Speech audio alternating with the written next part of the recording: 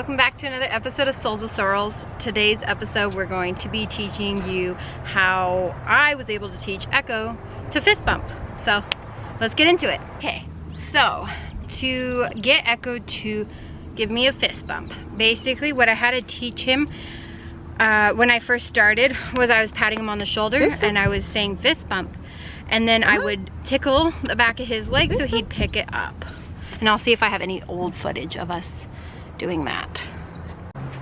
So when I first started, I taught him that I was going to touch him here, go fist bump, all the way, good boy.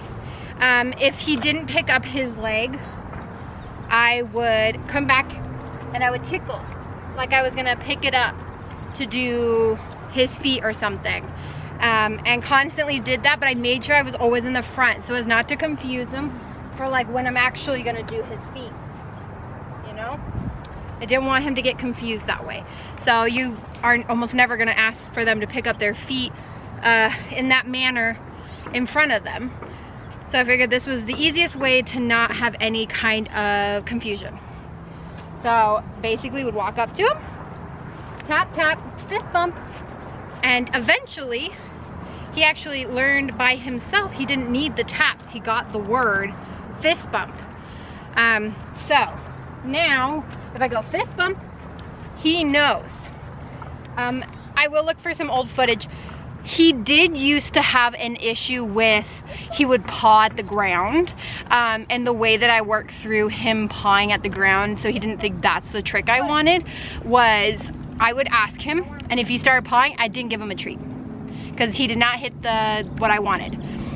If he gave it to me the first time, and I would just immediately give treats, so he didn't think that he needed to keep going. That worked really well for him.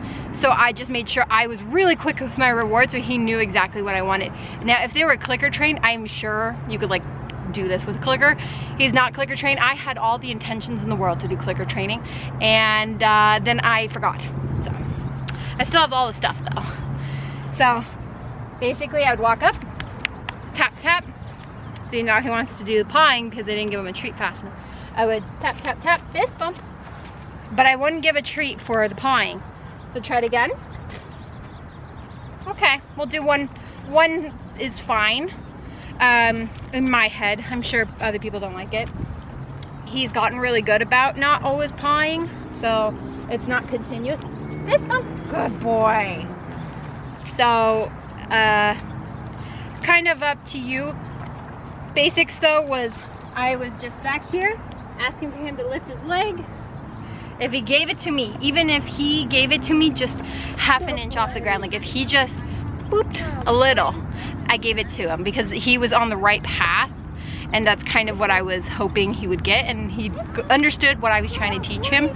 Now I'm obviously not a professional trainer. I basically went about it kind of the way I did with training my dogs, different tricks. So they are kind of big dogs anyways. So fist bump, good boy. And that is our fist bump. Now we have been practicing for months, and I would just do it kind of randomly, just to make sure that he was kind of getting the idea. But let's try to do so. Hope you enjoyed it. Bye.